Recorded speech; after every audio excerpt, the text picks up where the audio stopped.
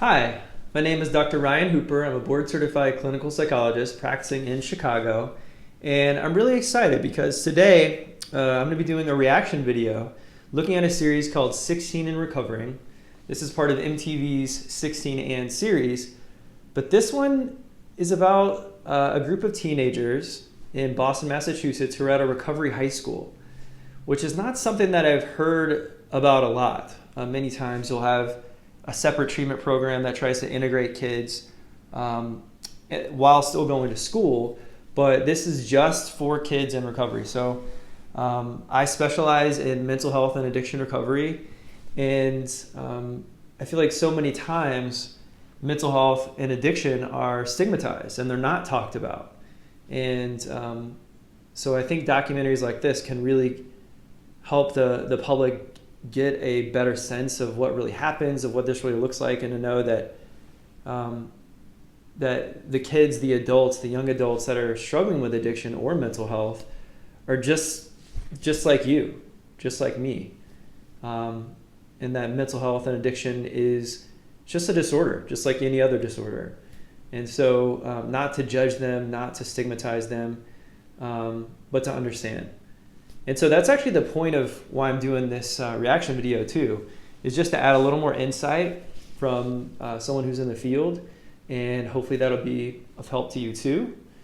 I'd really love to hear your feedback about it. This is the first reaction video that I've done. And so this is a series that I could follow more of, but I'd love to hear what you think about it. So let's go ahead and jump in. And actually, before we even do that, this opening scene here, I think really captures how real this is. The following episode tells the real stories of young people struggling with addiction, trauma, and other mental health issues that may be distressing. And, that is a really important disclaimer. This is on MTV, which does have a lot of reality TV, but, a lot of times it's music, it's entertainment. And that's something really important here to think about on the front end, is that yeah, there's some parts of this that are entertaining, but these are real people's lives. And so not to make light of it, but to try to put ourselves into their shoes and to see what's going on in their lives. People look down on us. They just want us not in their school districts. Like, they don't want us hanging around with their kids. When you take a drug addict and you put them alone, they're gonna do more drugs. Like, that's what we do. Yeah, that's what I was talking about a little bit earlier, is just the stigma of mental health and addiction. And if the reality is that once you know someone who struggled with mental health or addiction, then you get it. And you understand that this can happen to anyone, anywhere, anytime. And that is not something that we should shame or push people away for because of. And the real problem with stigma is that it shames people into isolation. It shames people not into seeking treatment. And what we see statistically is actually that even though, like for example, in 2018 in the United States, over 800,000 teenagers between 12 and 17 qualified or needed substance use treatment, but a much smaller percentage actually received it. About 100,000, give or take. So stigma is a huge part of that. It's a huge part of keeping people away from treatment. There's other factors as well, as far as access to treatment and insurance and whatnot, but that's a huge part of it. Addicts because people fear the unknown. Go right upstairs. Hey, buddy. We're gonna lose this generation. I'm not even kidding. Like, this is why we're losing a generation, because we treat them like they're bad when they're sick, and I'm done with that. Yeah, again, she's really nailing it on the head there, about, you can't treat people like they're bad when they're sick. And so to think of addiction and mental health as a sickness or an illness or a disorder is really the right way to think about it. It's not a moral choice. It's not someone being a bad person, but it's going through some type of a sickness. The other thing that really jumps out to me about this is how welcoming she is and other teachers are for the kids as they show up. It seems like this is probably the beginning of the year. My guess is that they wouldn't do this every day. which could get weird, but to welcome kids with open arms, to make it feel like a community, to make it feel like a family, I think helps break through that stigma that these teenagers may be feeling.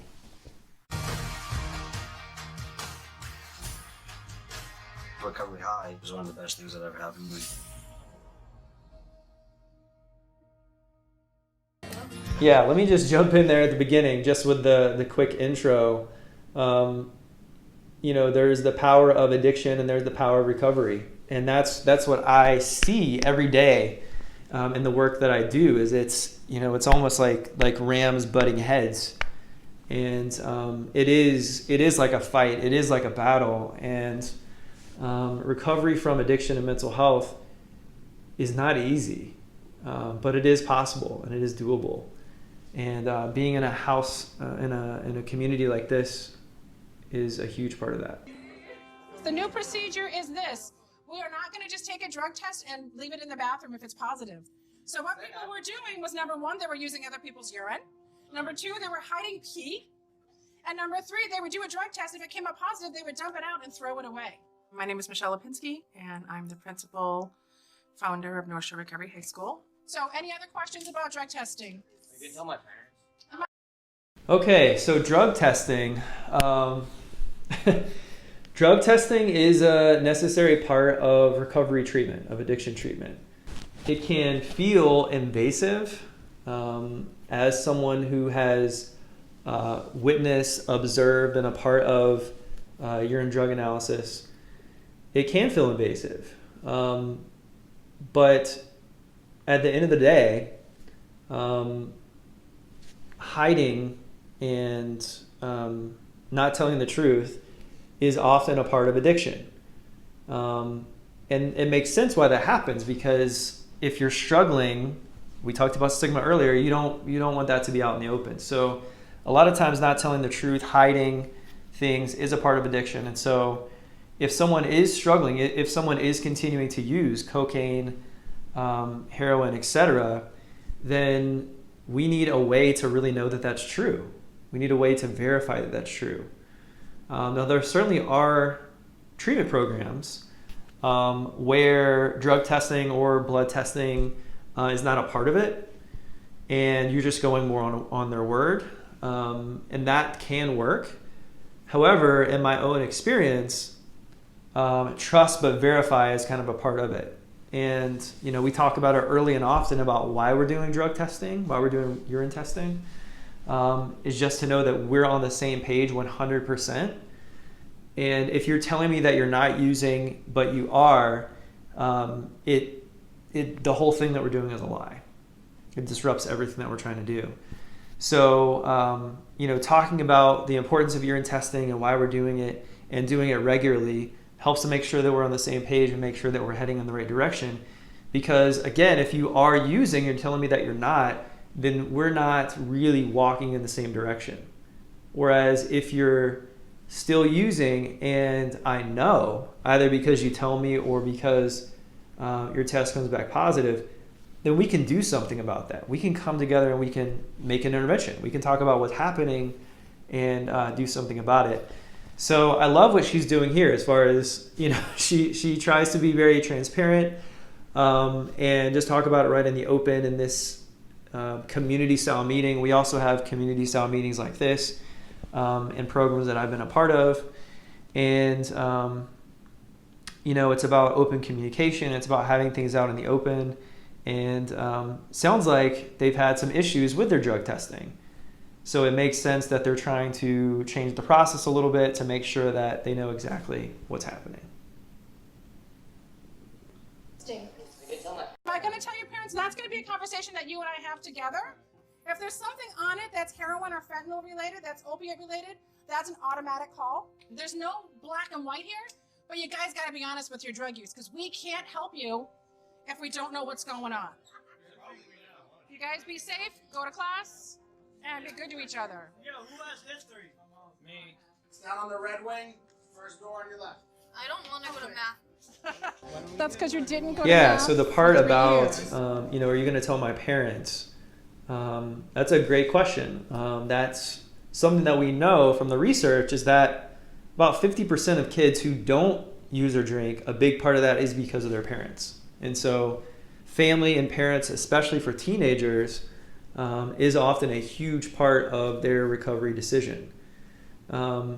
So because these teens are under 18, they're adolescents, their parents are their legal guardians. They're part of the process, unless they've been emancipated. But so because of that, there has to be some kind of a understanding between the school, the kids, and the parents in writing that says exactly what's going to happen here. What's going to happen if your child tests positive, and maybe they explain to them, I would guess that they had explained to them that in order to really help your child to get better, we're not going to tell you every time that they test positive, unless it's an opioid, for example, likely because it's so deadly.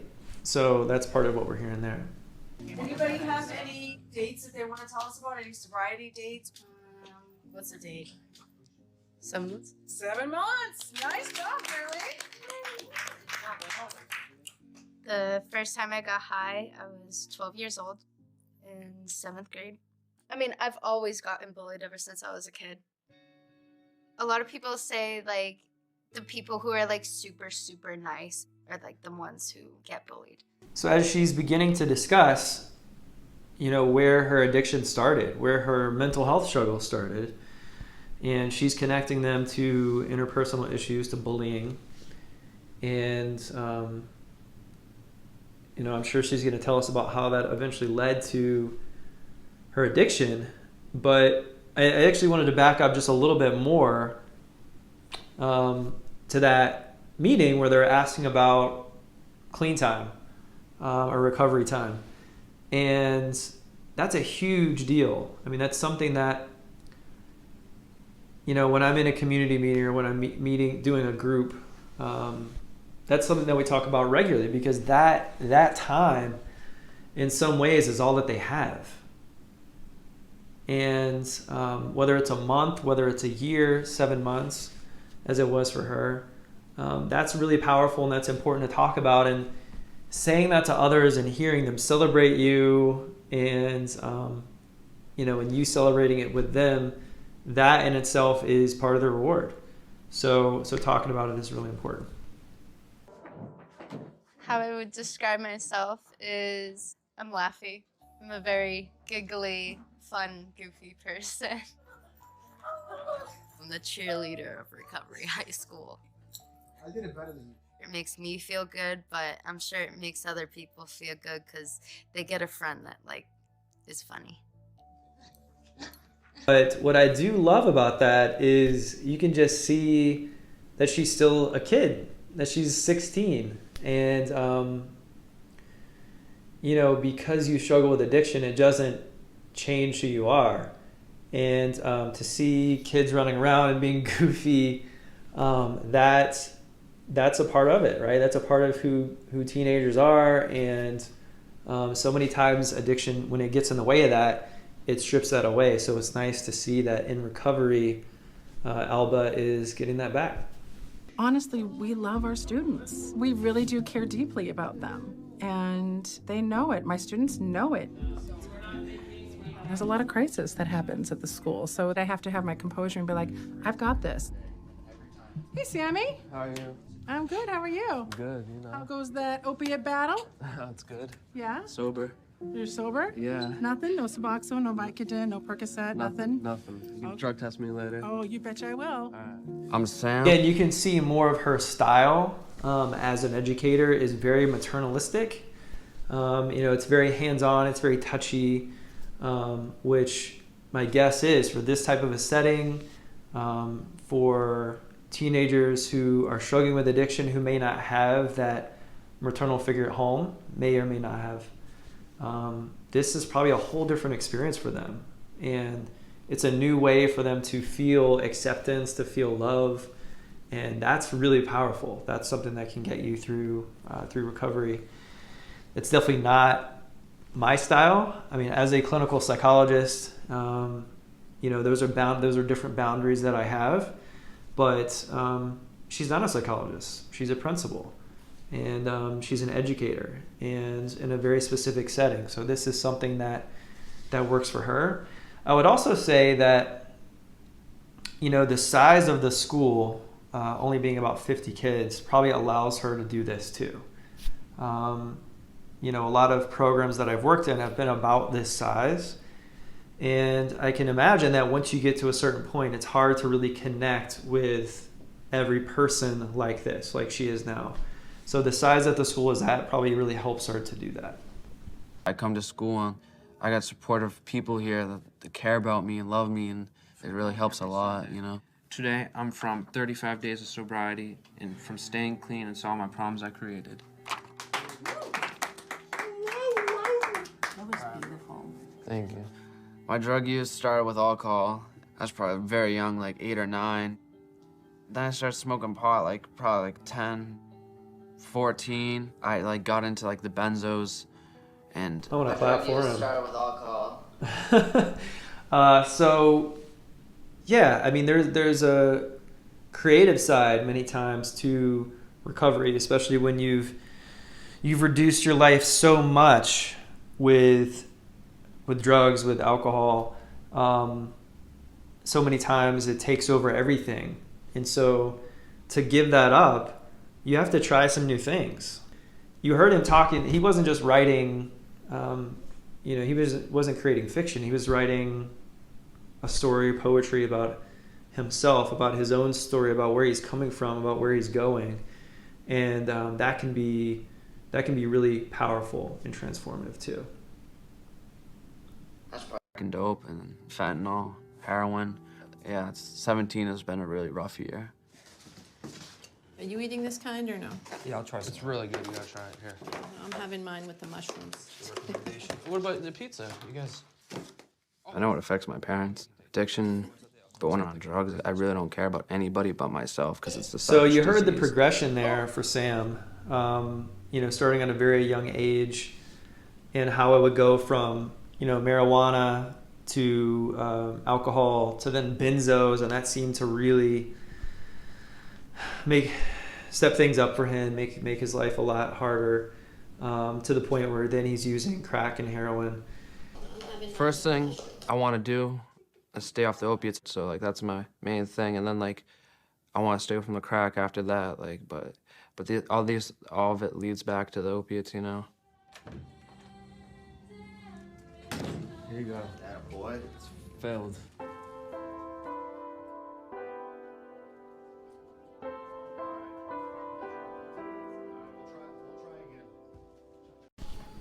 The recovery story is also different for everyone too. So, whereas for some folks, it may be, hey, I'm getting into treatment. This is it. I have to be abstinent from everything. I have to be clean from everything right now, which many times I find works best. However, for other folks, they have to do it differently. And so that's what Sam was talking about there is, I have to stay off the opiates. That's kind of where it starts. And then crack will come later. And so, as a psychologist treating patients in addiction, really I'm just trying to meet them where they're at. So, when they walk into my office, I'm not going to say, hey, you have to drop everything now or else I'm going to kick you out of treatment. But instead, where are you at? What pain does this cause you? What goals do you have? What do you want to be different? And then we begin to make goals around what that's going to look like. So it may be, I have to stop using heroin right now. And for alcohol, I just want to use it in moderation. And so we can work on different types of goals for different substances. Amphetamines, opiates, and amphetamines. If there's 2 lines in each one, that means they're all negative. So Sam has passed with flying colors, which he has all year, which is good so far this year because he had some struggles last year, and he seems to be kind of pulling it together. So that is more of an instant drug test, which tends to not be the most accurate, but the instant nature of it is incredibly helpful because you get instant results and you can talk about it instantly with your client. And as they said, thankfully for Sam, hey, he's been clean all year, but he struggled in the recent past. And so that's many times where you have to stick with the recovery process, because even if someone struggles for months, weeks, years, recovery can still happen. What is it? Vodka, I think. What is this? Sam. Okay. Sam, can I have the breathalyzer real quick?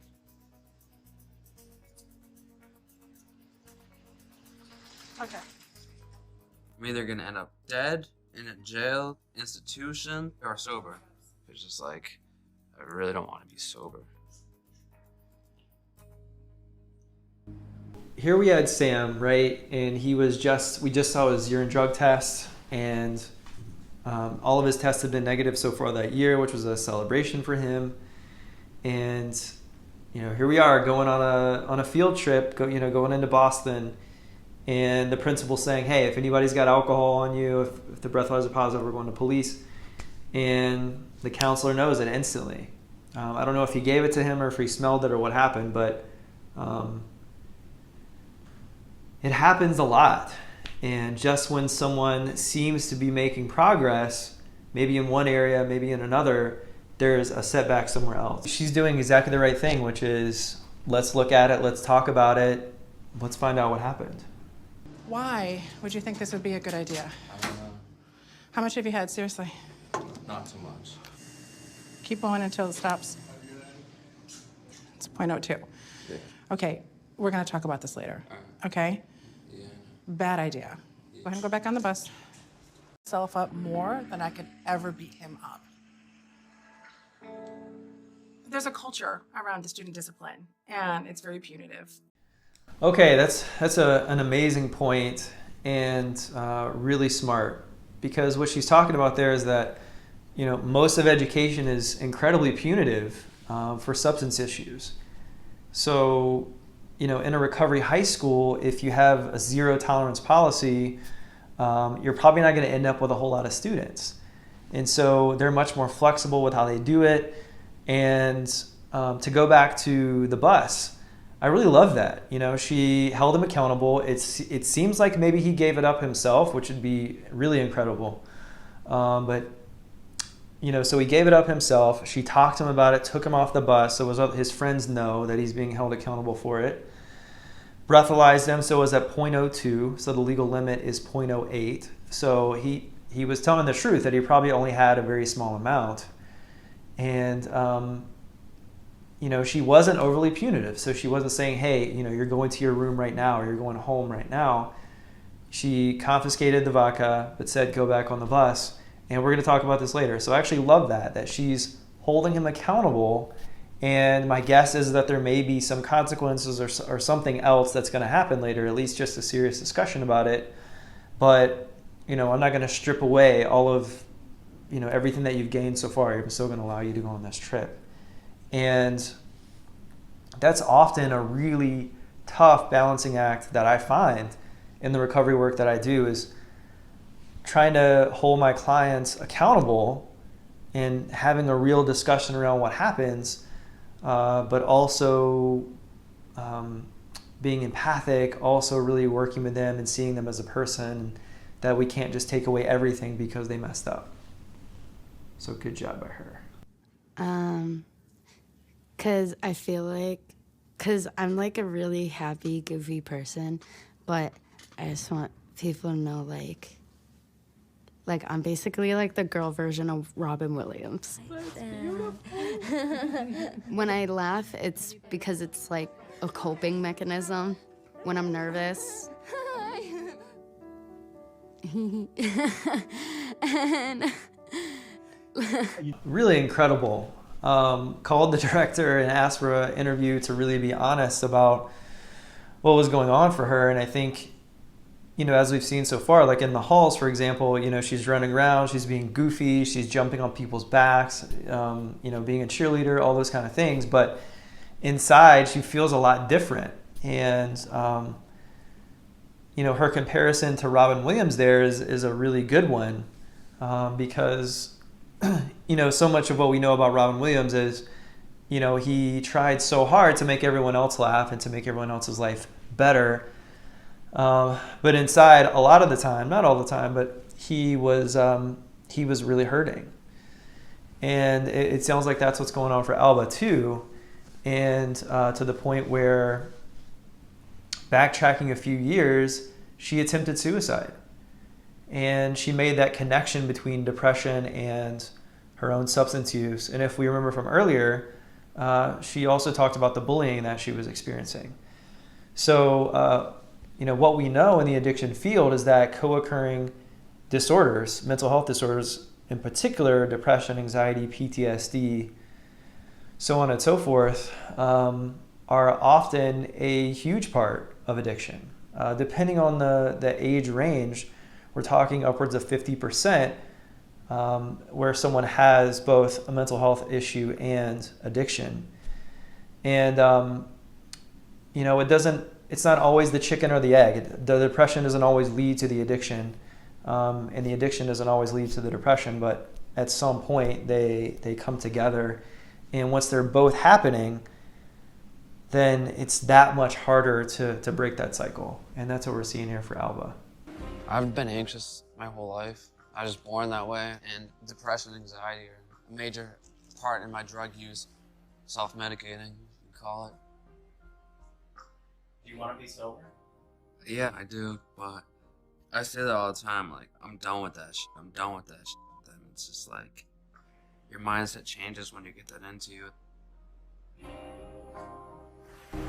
A lot of honesty there, and I think, going back to earlier, there was a point when he said, I just don't want to be sober, for Sam when he was getting off the bus. And, what he's talking about here is that back and forth of addiction recovery. I was talking about earlier, the battle. And, I hear this a lot, which is, I'm done. I never want to use again. I'll never use again. And then, a week later, they've relapsed. And, as Sam was talking about, that both things can be true, because there's parts of your brain that looks back at the pain that you've experienced, the pain that you've caused other people, and never wants to use. There's also a part of your reward center in your brain that really wants to keep using or drinking. And your brain is at battle with itself. And so that's part of that recovery process, is helping my clients help one side win. And if they fail, it's totally okay. Let's figure out why this didn't work and do it again. And then they can apply that to life. It's a judge-free zone. And people just want these kids to get better. And whatever's working, try to expand on that. That's a clue. But you made it through the weekend without using it all. Yeah. Piece of cake. Piece of cake. It wasn't a piece of cake. Yeah, it was not. The teacher here is hitting on a really important point, which are there are many paths to recovery. And so creativity, exploration, experimentation, trying to make music or poetry or art can be a part of your pathway to recovery. And we actually understand this at a neuropsychological level, that part of how addiction happens is that you keep ingraining these same brain pathways over and over again. And part of what we're talking about here with exploration is trying out some new pathways to see, are some of these other things really great too? Are these just as good or better than what I was doing? And maybe if they're not quite as great, that they just not cause all the same consequences. So I love what they're doing. With my past history as well, I had been fired from my previous job because of my drinking. And through a friend, I met Michelle. And she just happened to be looking for an alcoholic art person. So what's your plan not to do it? I got Netflix. You got Netflix? Listen, here's the thing you got to do, though. It's not just distracting yourself. It's the... That's awesome, too. So inside, you get in mental health and addiction recovery, having peers, having others who have gone through the recovery process and are still in the recovery process is a huge part of it. And we know this from AA, NA, 12 steps, all of that, that the whole premise of the treatment was one addict to another, one addict helping another. And, AA is almost exclusively non-professional. And, but yet there's still a lot of effectiveness there because you're sharing your story, because you have that deep empathy.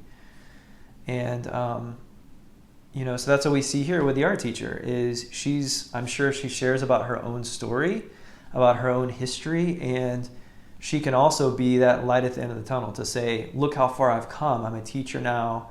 I've been clean and sober for 10 years, 20 years, etc. And that helps to keep hope up for her. Right now, I'm looking at these kids that I thought were nerds in high school and middle school that like cared about their education, but now they're going to good colleges and stuff, and they're gonna be successful. And I don't know about me, bro. Like, all I've accomplished is going to detox a bunch of times, rehabs, and psych wards. These little kids sure are cute. There is in high school, growing up, depending on the community, of course, but there does tend to be this slant towards, kids who are the coolest, who are using, who are drinking, who are partying, tend to be, considered the coolest, and the kids that are studying for school tend not to be. And, I see this a lot with older adults in treatment too, that, the people that they really looked up to were those who were partying, who had the most cocaine, the most heroin, who could buy a bunch and party for days on end.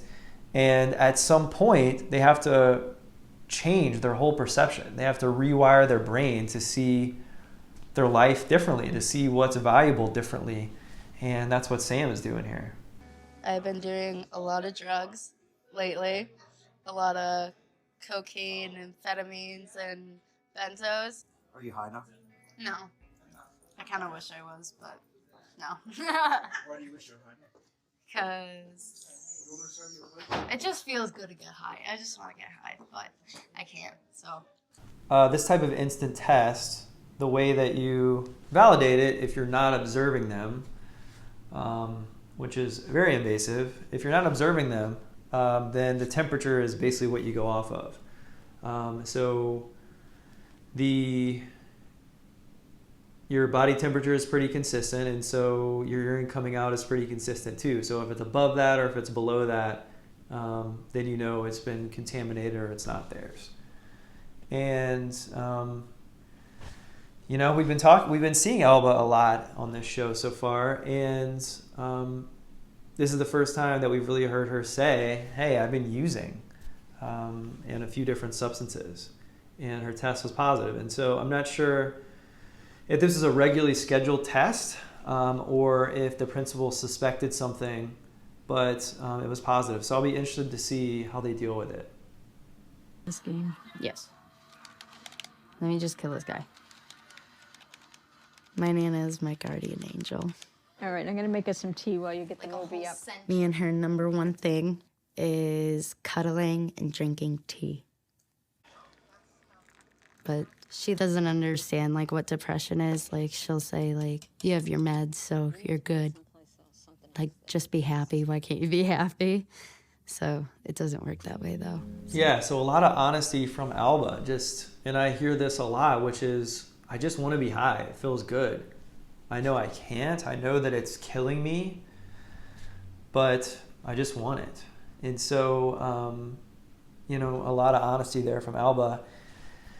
And then also, we get a closer look at Alba's life, and it seems like she has some really incredible supports at home.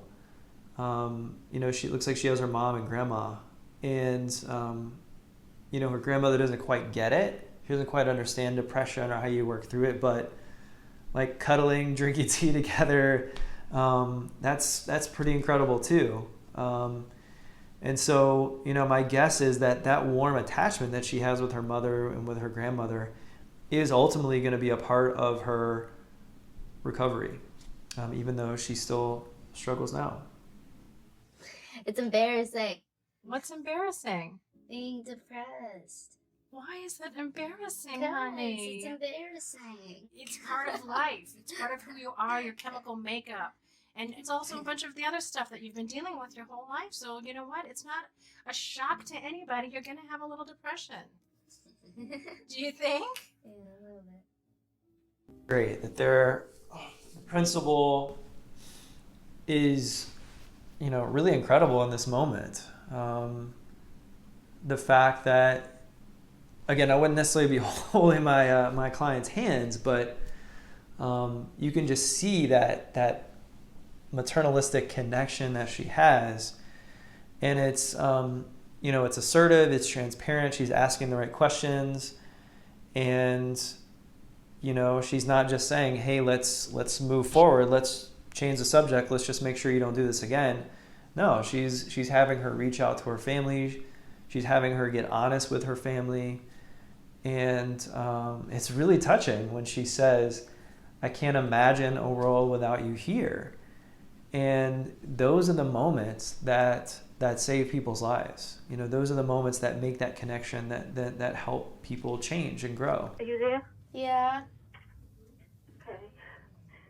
You okay? Yeah, I'm sorry. All right, but you let me know how things go, okay? Okay. All right, I love you, sweetie. Love you. Okay, just remember, you are my whole life. All right? All right, I love you. Thank you. Ooh. I'll call you later. Oh, I'm going to tear up there. Okay. Again, it's those types of connections that keep people in it.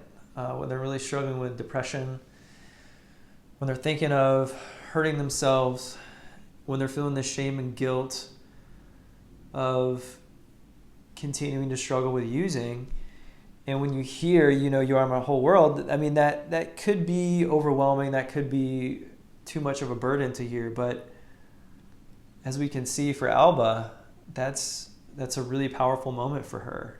And it tells her, you are loved, I care about you, I want to see you get better.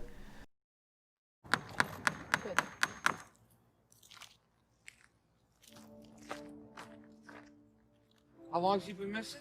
Since about midnight last night, we figure.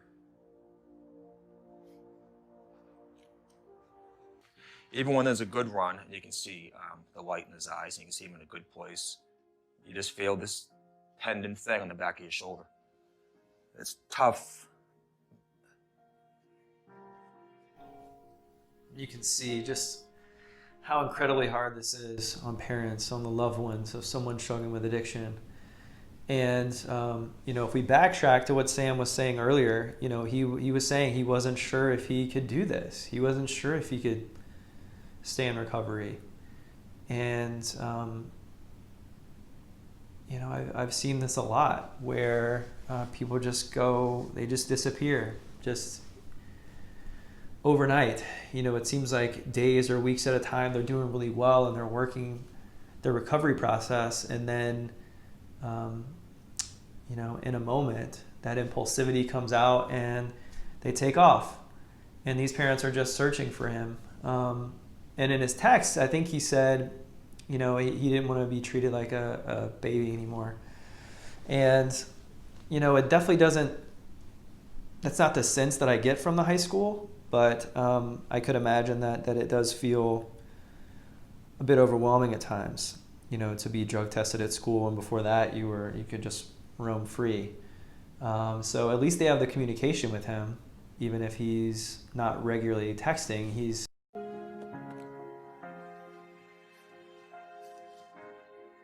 When did you last see him? Do you know? I think yesterday, the day before. Okay. Thank you. You know what I think of? I think of all these people that I know that hold up pictures of their dead children that have overdosed. And I think, I don't ever want to have my kid in a frame holding him up, and that's my kid. That's what that looks like. Those parents are just wrecked, and you see it, and I certainly feel it. I've heard that from a lot of family members, and the pain that their loved one's addiction has caused them. But what I would also say is, it's not as though you know, they want him to be alive and not to be dead, not to be that picture in that frame, and that he wants to be dead. You know, he may feel ambivalent or really conflicted about it, but I can guarantee you he doesn't want to be going through this either. He doesn't want to be putting his family through that either. But that shows you how powerful addiction is. That it pushes you to the point where you're still using, you're running away from home or from school, and it's putting your loved ones through that. It's just really powerful. We got 4 minutes, buddy. Okay? Was it that you were doing so good that you're like, I'm gonna use because I'm doing so good? I didn't use. You almost answered me. Didn't use. It's one of those things where like the other person can clearly see that you're fibbing. Not telling me the straight info. I don't know, I just feel like life's kind of pointless right now, you know? I'm a little surprised that, you know, he clearly showed up intoxicated. I'm a little surprised that they didn't pull him from school that day, just at least until he was back to baseline, because that can be really triggering for other students. So, kind of question that one. However, you know, this is a very real conversation, a very good conversation. You question if he's under the influence, how much of this is he really tracking with? So that's the other concern, is that even if I make an incredible intervention here, how much is he going to remember?